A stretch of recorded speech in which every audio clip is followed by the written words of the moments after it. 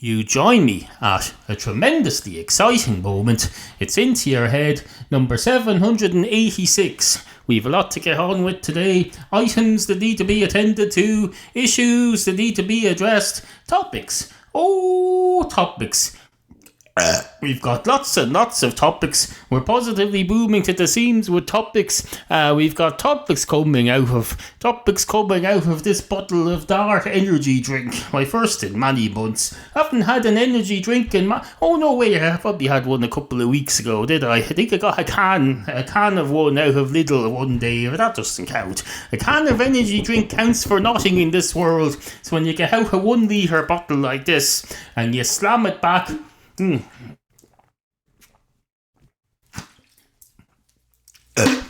then you belch. When you belch, that's how you know it's working.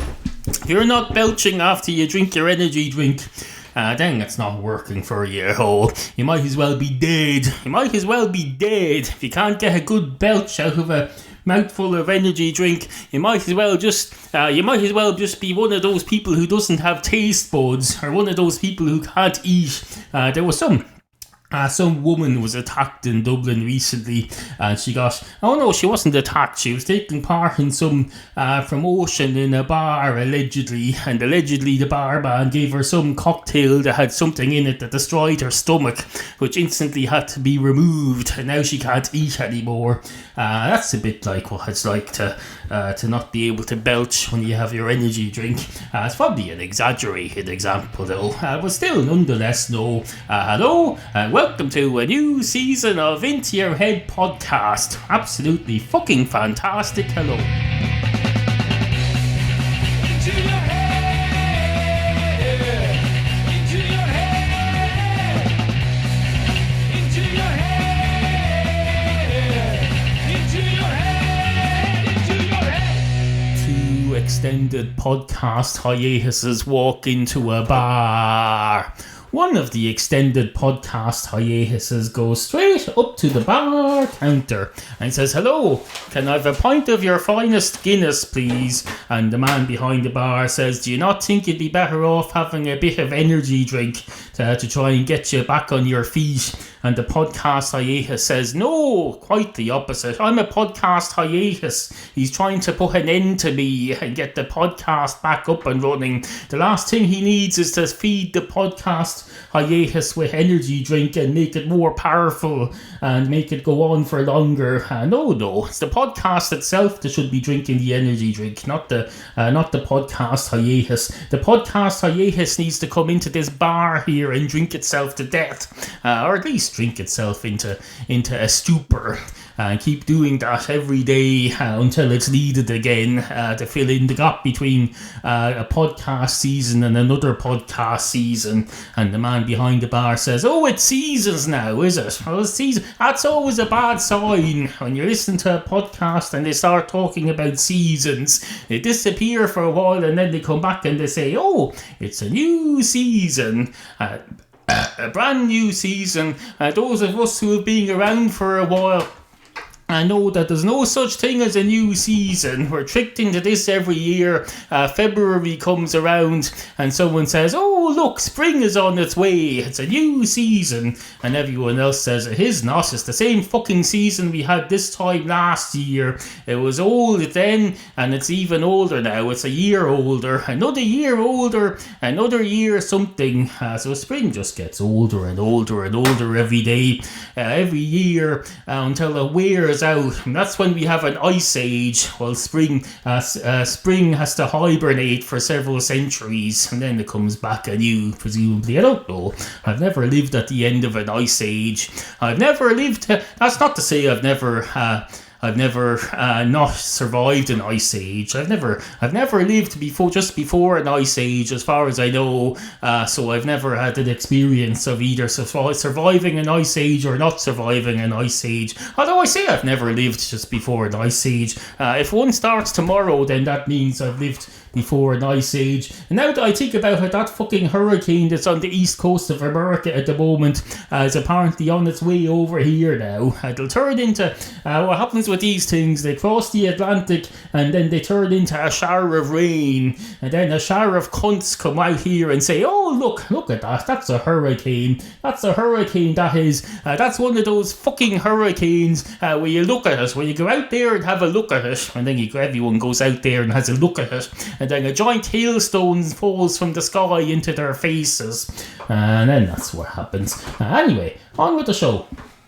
Now, I know what you're thinking there. You're thinking, for one thing, I very much doubt, although I can't prove it, I just can't be arsed to do so, even though I have a world of information at my fingertips, because I had a good luck to be born into the late 20th century or early 21st century. I can't be arsed, you're thinking. I don't think that hiatuses is the correct plural of hiatus. That fella's going on about podcast hiatuses. Well, there's a reason for that. There's no true plural of podcast hiatuses. There may well be a correct plural of the word hiatus, but it's never been used in the context of podcast hiatus, because people don't tend to have two podcast hiatuses simultaneously, so they never have to say podcast hiatus plural. So I had to make up that word there. I had to make up podcast hiatuses because I'm the first person ever to have to talk about podcast hiatuses in the plural, and the only reason I had to do that was because I was what's that thing called where you give an animal or an object human characteristics? Anthropomorphizing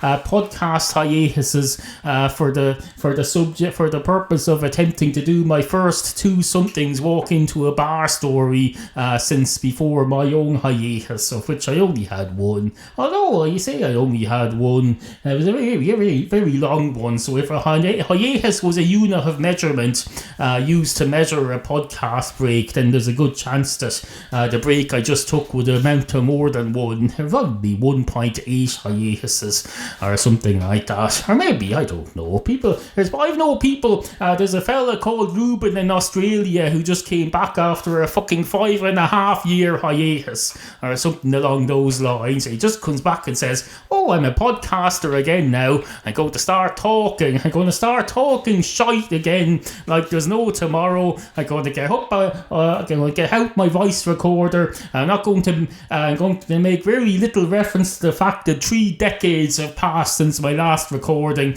I'm just going to say, oh, I'm back now. Take it or leave it.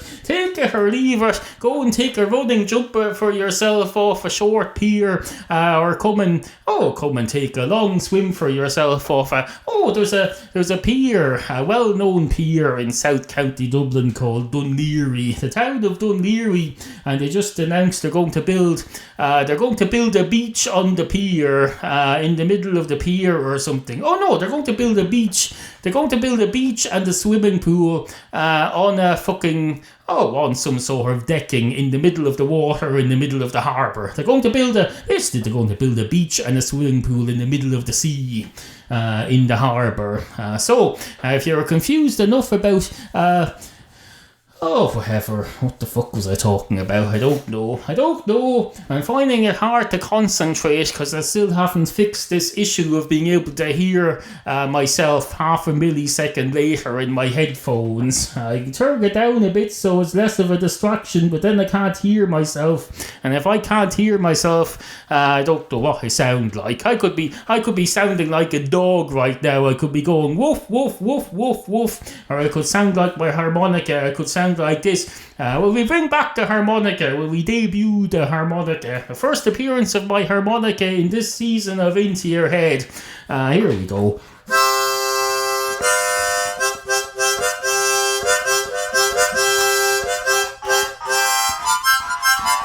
There's the synthesizer as well. What else do we have to bring back? The bongos. Haven't used the bongos in a while either. They've been sitting right here all along. Don't worry, the bongos are still here. They're alive and well. Unless that the top of them is made out of the skin of some dead animal. That animal isn't alive and well. But I don't think so. I think it's plastic or something like that. I don't know though. I'm not an aficionado musical instrument manufacturer in the 21st century. No, I don't need to know where everything has come from. I'll drink the coffee, but I don't need to know where it's come from. Although it's becoming fashionable. It's becoming fashionable nowadays when you're drinking coffee to check whether it's come from a morally sound source. You're supposed to check whether people are having their heads stomped on and ground down to make your coffee beans or something. I suppose that's reasonable. What's that they call it? Fair trade or something. They say if somebody's head is being trodden on and that ground down to make your coffee beans, at least 10% of the profits from the coffee beans should at least be put into research into fixing people's skulls, something along those lines. That may not be the exact detail of how it's done, I don't know, but it's close. I think we can all agree it's close enough for me to be allowed to leave it there and move on, wherever it is I was talking about. I think so anyway. And if I think so, then that's how it stands. Whatever I think goes. This is a monologual format, and it's based on what I think. It's not based on reporting what other people think. I'm not a reporter here. It's not some sort of fucking... This isn't the fucking Irish Times court correspondent page where I go in and say, that fellow was thinking this. And even they don't tell you what people are thinking. They do not. Because that would be considered speculation. Or maybe they do. Do court reporters tell you what people are thinking? No, they only tell you what people say they're thinking. You have to be very careful. If someone says they're thinking such a thing, a proper reporter doesn't say, that fella is thinking this. He does not. He says, that fella claims to be thinking this. There's no way of knowing whether it's true or not. Just as when someone says they've gone to the moon, you don't just take their word for it. You ask them what their name is, and then you look their name up against a list of people who've been to the moon, and if their name isn't on it, I can tell you they're not allowed into the fucking party. You say, off with you, your name's on the list, I'm very sorry. And they'll say, yes, but I know Neil Armstrong. And they'll say, yes, but he's dead. He's as dead as a doornail. He's as banjacks to hell and back. He's gone to the great moon in the sky, and Neil Armstrong has. And may the Lord God Jesus Christ, or whoever he believes in, have mercy on his soul. Not that he needs mercy. He's done nothing wrong. He's not fucking Hitler. He went to the moon. That was the worst of his crimes. It's hardly the crime of the century when you compare it to what Hitler did. In fact, I would argue there's nothing wrong with that at all. What's wrong with going to the moon? What in the name of Christ? I don't know. If you can tell me what's wrong with going to the moon, then you're a better man than I am.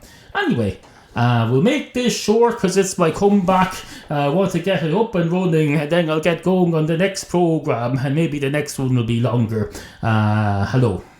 Remember, we value the opinions of you, the humble and ignorant listener. Email studio@intoyourhead.com.